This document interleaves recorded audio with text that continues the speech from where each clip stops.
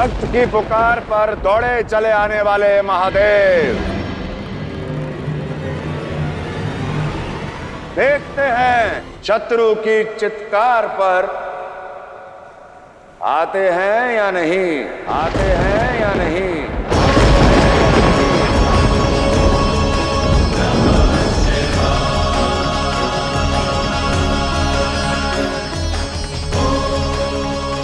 ओम नमः शिवाय।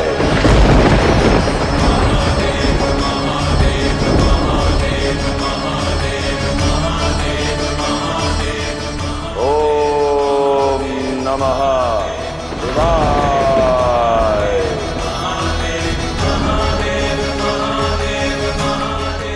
चलिए महादेव,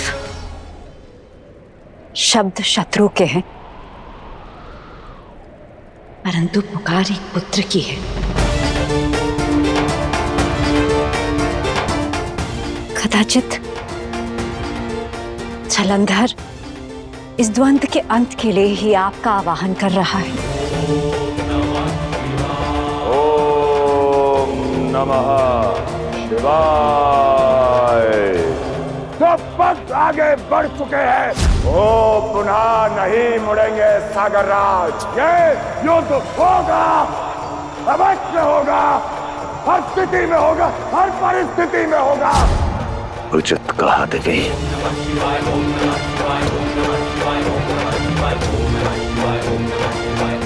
समय आ गया है।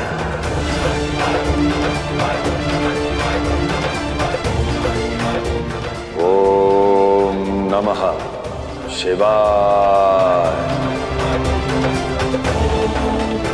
ओम नमः शिवाय। ओम नमः। त्र्यंबकं यजामहे सुगंधिं पुष्टिवर्धनम्। ॐ त्र्यंबकं यजामहे सुगंधिं पुष्टिवर्धनम्। उर्वारुकमिव बन्धनात् मृत्युर्मुक्ष्यमामृतात्। ओम नमः शिवाय। ओम नमः शिवाय। आंखें खोलो जलंधर, आंखें खोलो जलंधर, आंखें खोलो जलंधर।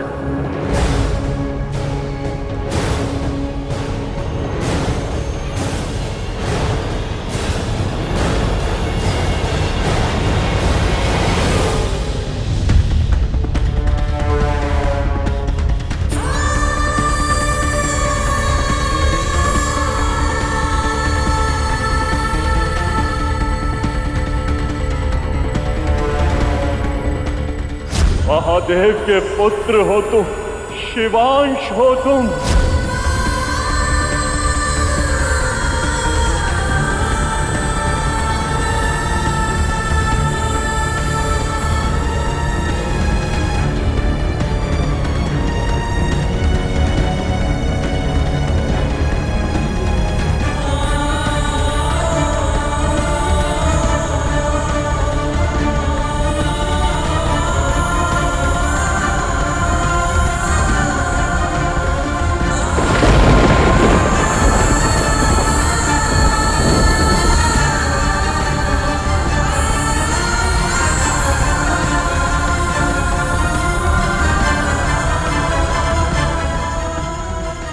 पुत्र,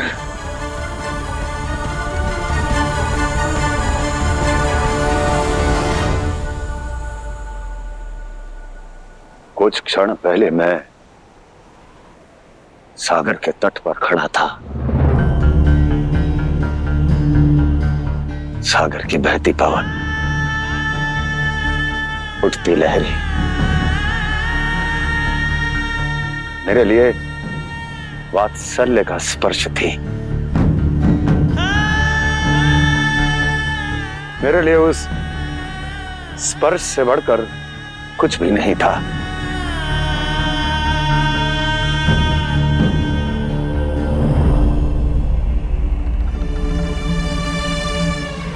परंतु आज संबंधों के परिभाषा के साथ उस स्पर्श का भाव भी बदल गया।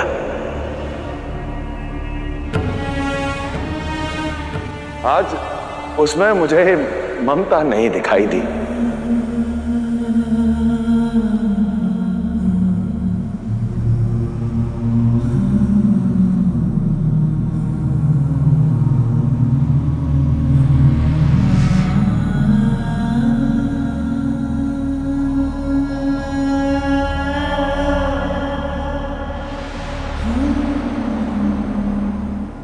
आज आभास हुआ कि जिसे सदा से मां मानता आया, उसके आंचल के स्पर्श से कहीं अधिक शांति तो उसके स्पर्श में होगी।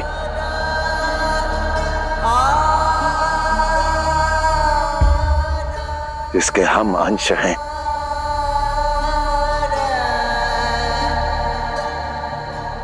और ये आभास अपने साथ एक रिक्तता ले आया है। उस रिक्तता को हमारा प्रेम भर देगा पुत्र। तुम केवल एक बार इस युद्ध की हट छोड़ एक पुत्र बनकर हमारे साथ कैलाश चलो। पुत्र बनकर हमारे साथ कैलाश चलो। पुत्र बनकर हमारे साथ कैलाश चलो।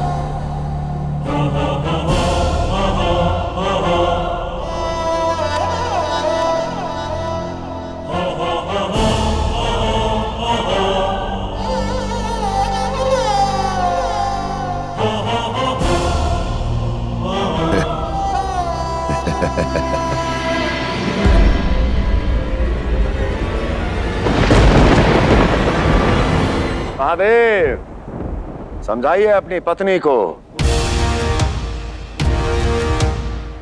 आदि शक्ति होकर अपने ही अंश को समझने में भूल कर रही हैं। शिव शक्ति अपने कर्तव्य के पथ पर चलने के लिए जाने जाते हैं, तो मैं उन्हीं शिव शक्ति का अंश अपने कर्तव्य से विमुख क्यों हो जाऊं मैं? यदि आप अडिग खड़े रह सकते हैं तो मैं क्यों डिग जाऊं? तो मैं क्यों डिग जाऊं? तो मैं क्यों डिग जाऊं?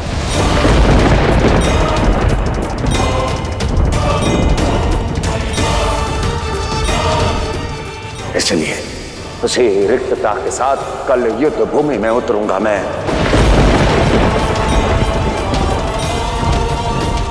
यदि हार गया, मृत्यु हो गई, तो उसी रिक्तता के साथ होगी।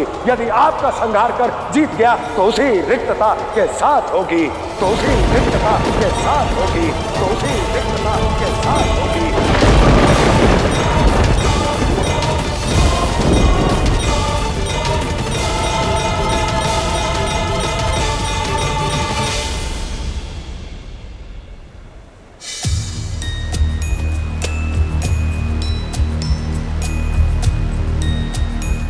यदि मंशा संहार ही थी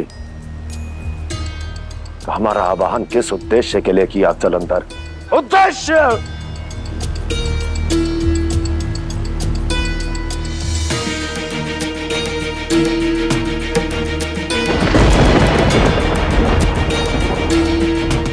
सुना है महादेव बिना उद्देश्य के अपना पग भी नहीं रखते।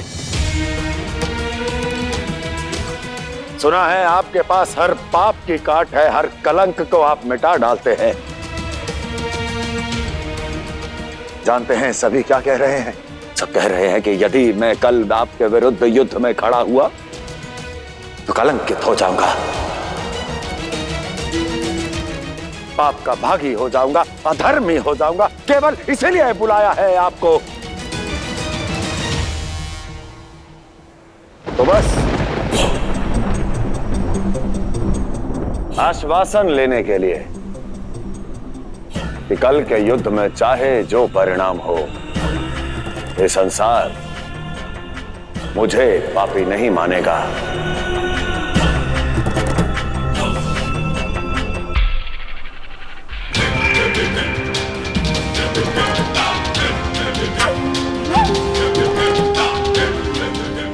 शिव के साथ युद्ध करने के लिए इस संसार मुझे पाप का भागी नहीं कहेगा, कलंकित नहीं बोलेगा।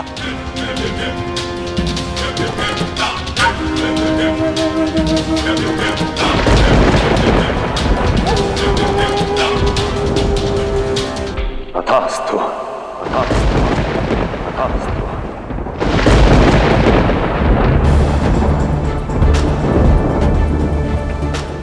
कल निर्णय चाहे जो भी हो,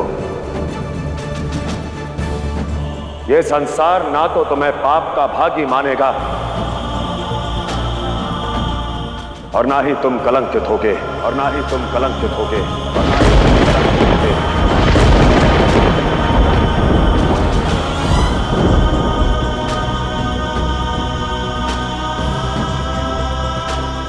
अति उत्तम। तो कल प्रातःकाल युद्ध भूमि में भेंट होगी महादेव,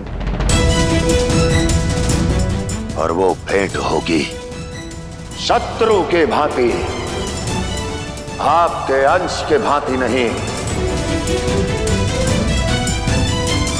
और आप भी इसी विचार और इसी भाव के साथ उतरिएगा युद्ध भूमि में, भाव के साथ उतरिएगा युद्ध भूमि में, भाव के साथ उतरिएगा युद्ध भूमि में।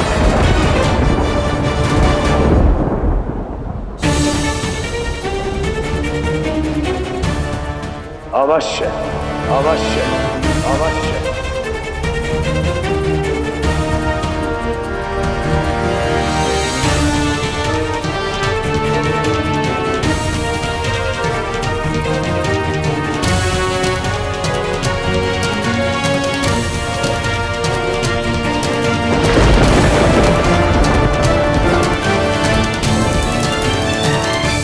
एक बात और महादेव,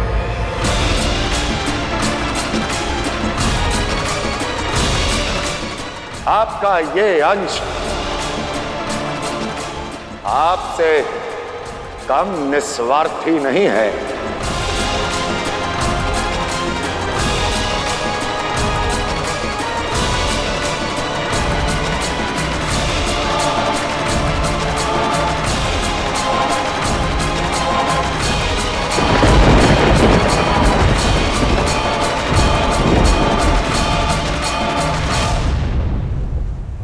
आप दोनों जानते हैं कि मैंने एक बार भी आपको माता और आपको पिता कहकर क्यों नहीं पुकारा। कल युद्ध भूमि में आप अपने पूरे बल से युद्ध करें, कांपते हुए हाथों से नहीं। यदि पुत्र के मुख से पिता सुनकर वो पिता अपने पुत्र का वध कर दे तो ये कलंक है। कलंकित हो जाएंगे आप, कलंकित हो जाएंगे आप, कलंकित हो जाएंगे आप।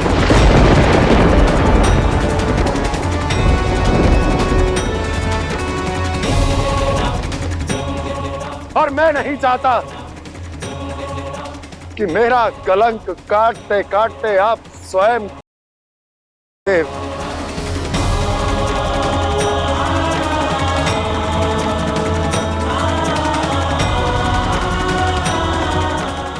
इसलिए आपको इस दुविधा में नहीं डाला।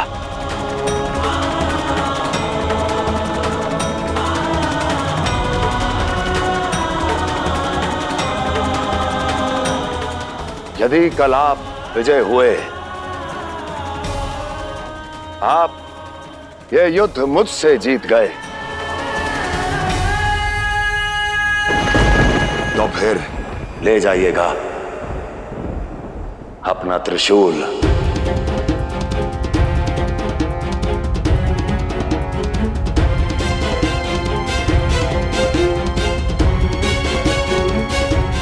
चंद्रदेव और वासुकी नाग। परंतु आज रात्रि ये यहीं रहेंगे महादेव।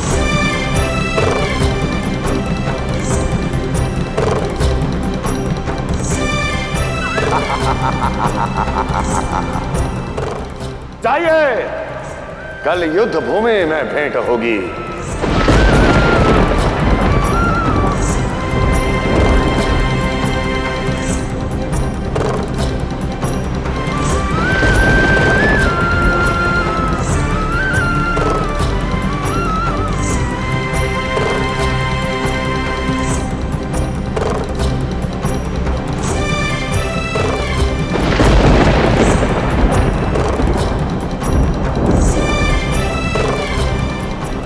महादेव,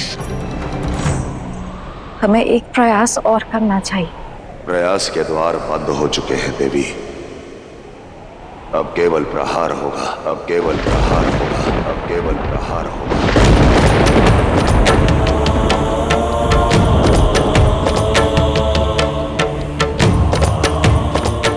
वात्सल्य का आह्लाद नहीं,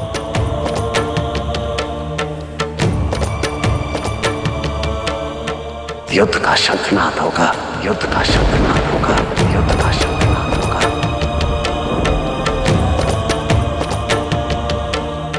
परिणाम की पीड़ा असहनीय होगी, परंतु इस संसार के लिए, न्याय के लिए हमें उसे सहना होगा।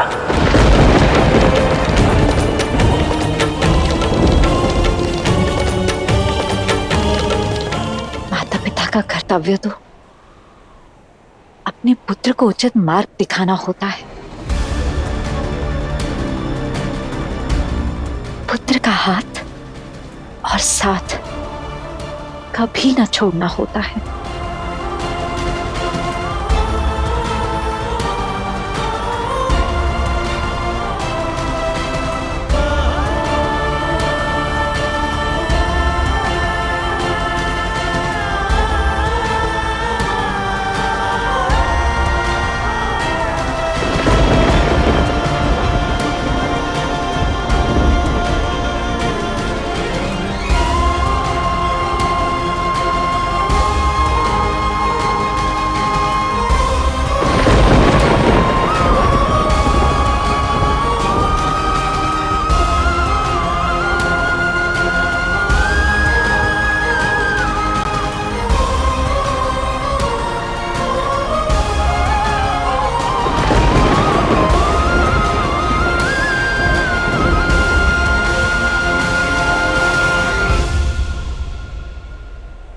आपके पुत्र मेरे पति हैं देवी।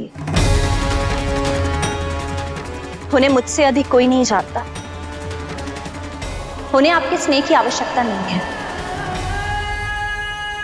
आज तक जो सत्य उन्होंने किसी से नहीं कहा, वो उन्होंने मुझे बताया। उनका स्वरूप शिव से मिलता है और इस बात पे उन्हें गर्व है।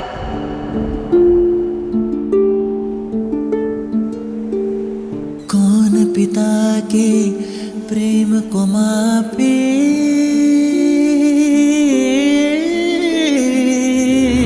पुत्र का दुख शिव मन को व्यापे। शिव होना कोई सहज नहीं है। मेरी विनती है आपसे, आप लौट जाएं। शिव का जीवन सरल नहीं है।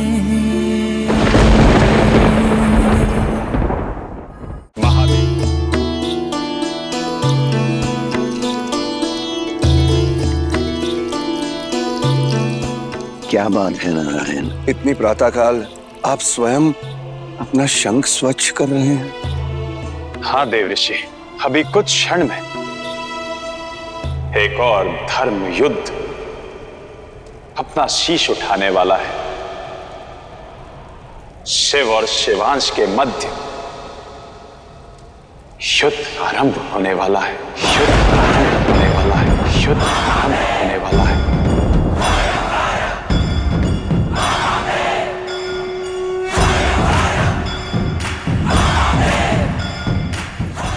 और इस युद्ध का शंखनाद मेरे लिए सबसे कठिन होगा।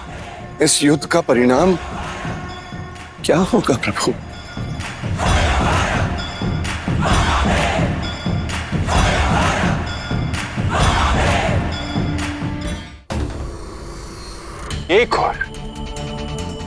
देवों के देव महादेव है, जिनकी शक्ति अपरंपार है। और दूसरी ओर महादेव का सबसे बड़ा शत्रु शिव का ही अंश जलंधर है। यदि सत्य कहो तो इस निर्णायक युद्ध का निर्णय बताना मेरे लिए भी संभव नहीं है देवऋषि। पिता पुत्र का यह धर्म युद्ध दोनों ही पक्षों को हानि पहुंचाने वाला होगा।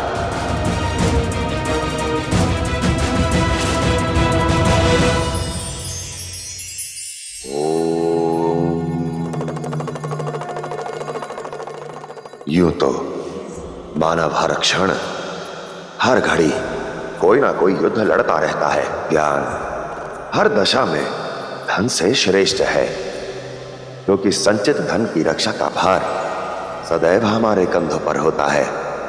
उसकी देखरेख का दायित्व सदैव हमें ही उठाना पड़ता है। किंतु संचित ज्ञान तो वो अस्त्र है जो समय आने पर स्वयं ही हमारी रक्षा करने के लिए खड़ा हो जाता है। इसलिए सदैव ज्ञान कमाने के लिए तत्पर रहें। धन स्वयं ही पीछे आ जाएगा।